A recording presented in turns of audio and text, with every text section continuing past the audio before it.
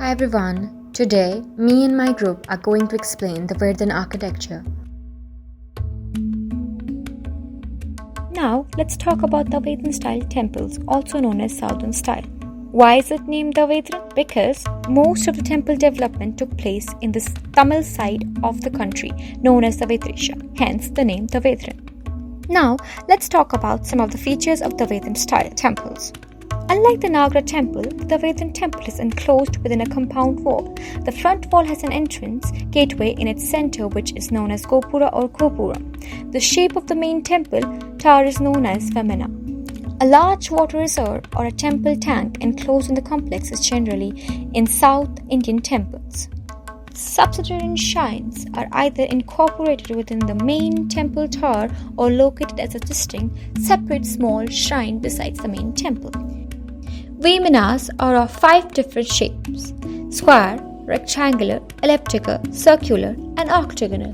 Now, the Vedhan style has been divided into 5 phases corresponding to the dynasties and kingdoms. First one, the Pallavas, 600 to 900 CE, Cholas, 900 to 1150 CE, Pandyas, 1100 to 1350 CE, Rayalas, Hampi, Vijayanagar, 1350 to 1565 CE, Nayaks, Madurai from 1600 CE.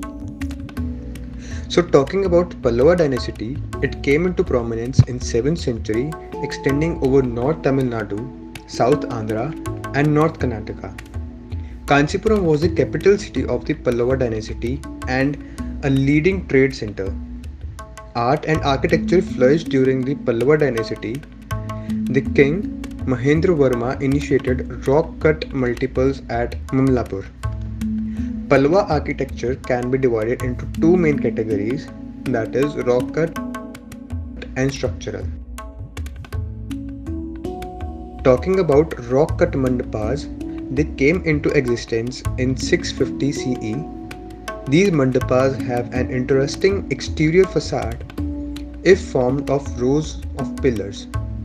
On the facade, there is a roll cornice decorated with Buddhist chaitya, also known as kuddu. So talking about the pillars, they were given a makeover during the Pallava dynasty. The capitals had an immense and heavy bracket, which is an imitation of wooden beam and bracket order. For example, the bottom of the pillar is made into a lion. These pillars had fluted shaft, elegant capital, and were often having adorned lotus flower carvings. Pallavas constructed a beautiful monolithic rock-cut architecture known as the Panchratha or the 5 chariots. The great Narasimhavarman I built it between 360 to 670 AD. It is located in Kanchipuram district, Tamil Nadu, India. The 5 Rathas are named after the 5 Pandavas and their wives. 5 Rathas are Draupadi Ratha, Arjun Ratha, Nakul Sahadeva Ratha, Bhim Ratha and Dharmaraja Ratha. The Arjun Ratha and Dharmaraja Ratha falls under the Vihara type Rathas. The Vihara type of Rathas are square in plane and contain solid cubical portion in the center with a surrounding narrow passage consisting of front pillars, and the Shikhara contains finely proportionate and well-contoured tires. The Nakul Sahadeva Ratha and Bhim Ratha falls under Chaitya type Rathas. It follows the design of Chaitya Hall, oblong in plan and rises into 2 or more stories. Each has a keel or barrel roof with a Chaitya arch gable end. Talk about the Rathas. The number 1 is the Dharmaraja Ratha. It is a pyramidal 3-storage structure and is the largest amongst all the chariots or Rathas, and it rises up to 12 meters. The Bhim Ratha. The Bhim Ratha is built in a rectangular plan and with a lion-mounted column galleries on both the sides. The Arjun Ratha. The Arjun Ratha lies to the south of Draupadi Ratha and is planned like a Buddhist vihara. The Nakul Sahadeva Ratha. The Ratha with a monolithic sculpture of an elephant next to it, based on the Chaitya Hall of Buddhist temple with an apsidal end to the south side. The Draupadi Ratha. The Draupadi Ratha is the smallest of the Rathas and with an interesting patch-like roof.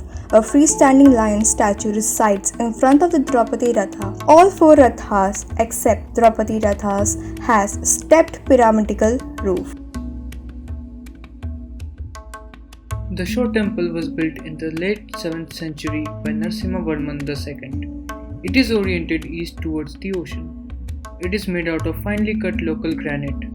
Its pyramidal structure is 60 feet high and sits on a 50 feet square platform. The temple is a combination of three shrines. The main shrine is dedicated to Shiva, as is the second smaller shrine.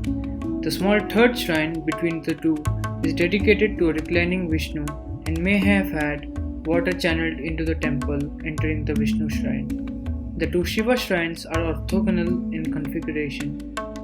The entrance is through a transverse barrel-walled gopuram.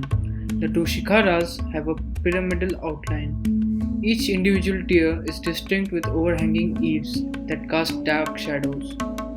The outer wall of the shrine to Vishnu and the inner side of the boundary wall are extensively sculptured and topped by large sculptures of Nandi. The temple's outer walls are divided by pilasters into bays, the lower part being carved into a series of rearing lions. The temple walls are surrounded by sculptures of Nandi. A monolith sculpture of a partly carved and partly sculpted lion with a hole in its torso is erected within the compound wall of the temple complex. Next we see the temple is Kailashantha Temple of Kanchipuram, Tamil Nadu. The temple is dedicated to Hindu god Lord Shiva.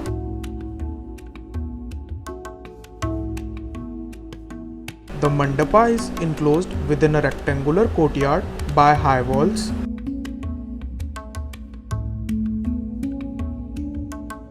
It consists of a sanctuary with pyramidal roof and pillared hall. The mandapa pillars are having square capitals and lion pillars at the corners.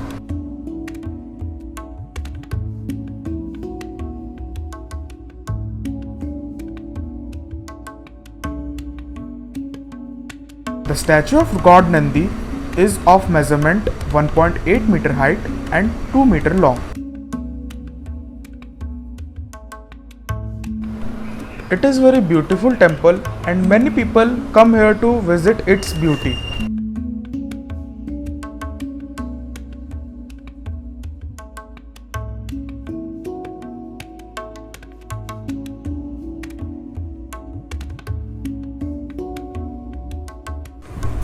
There are 8 small shrines, all are designed similar to the Ratha of Mahabalipuram.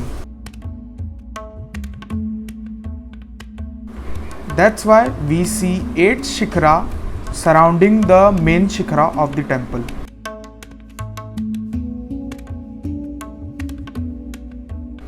If we see the plan, it is in rectangular shape. In this picture, we can see that the sub-mandapa has 3 entrances and which is connected to main entrance. The main entrance also have the other entrance from where we can go directly to the pathway which is surrounding to the temple. The Garbhagriha has also the path of parikrama around it. Now the temple we see is Vaikuntha Perumal of Kanchipuram. It is located in Kanchipuram, Tamil Nadu. The temple dome is of octagonal shape. The temple is dedicated to the Hindu god Lord Vishnu. The temple was constructed in Dravidian style of architecture and the front cover walkway is of 15 to 16 meter from gate.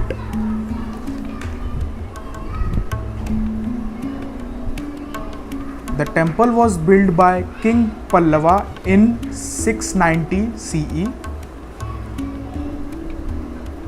It was also renovated.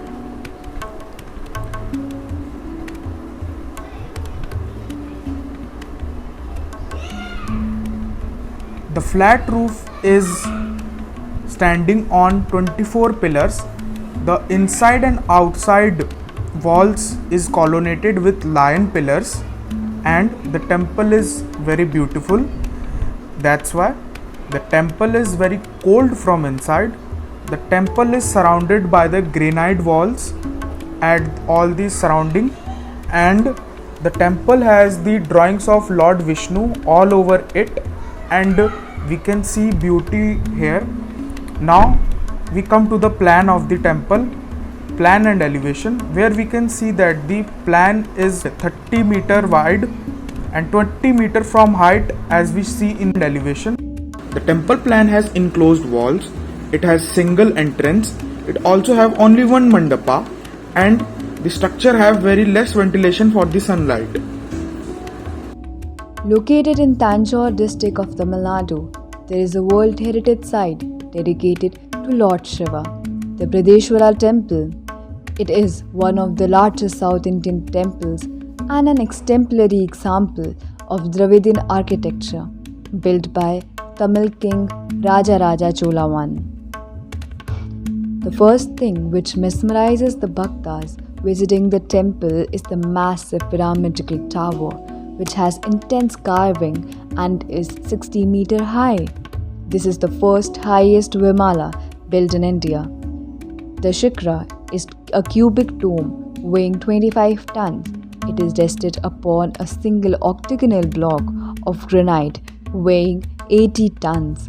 It is believed that the block was rolled and carried to the top on a specially built ramp which was 6 kilometers long. Double walls are created to carry the heavy load of Vimala. The plinth is extensively modelled and engraved with inscription in Sanskrit and Tamil. Life-size statues of deities like Durga, Lakshmi and Saraswati are carved in wall niches. 81 dancing postures, also known as karnas, are carved on the outer wall of the upper story corridor. Temple's plan and development beautifully utilizes the axial and the symmetrical geometrical rules. The temple complex is rectangle covering 790 feet in length and 400 feet in width, which is divided into 5 main sections: the Godopuram or the entry gate, the Nandi Mandapa, where a single stone carved Nandi is situated, the Mukta Mandapa, a small community hall, Maha Mandapa, a greater gathering hall, Ardha Mandapa or the Garbhagriha, where the main deity is placed. The interior of the temple are adorned with frescoes, which are painted with natural pigments. Chola's murals are usually about Shiva. These murals are covering approximately 670 square meters. Coming to the next beautifully constructed temple by Chola dynasty, the Gangaikonda Cholapuram temple is situated in Tamil Nadu, India. It has also been recognized by the UNESCO as World Heritage Site. Chola rulers were great patrons of art and architecture. They built magnificent structures. The temple has sculpture of exceptional quality. The Shivalinga is made of a single rock. There is a massive statue of Nandi, the sacred bull of Shiva, in the center courtyard of the temple. The temple follows a similar plan to the Brideshwara temple by exploring the axial and symmetrical pattern. The temple components are divided into Godopuram, Nandi Mandapa, Mukta Mandapa, Maha Mandapa, and the Ardha Mandapa or the Garbhagriha. The straight line of the Brideshwara temple are replaced with concave curves, which makes the tower look more smooth. At the end, we could say that in the supremacy of Chola dynasty, the art and architecture in South India attains its new peak.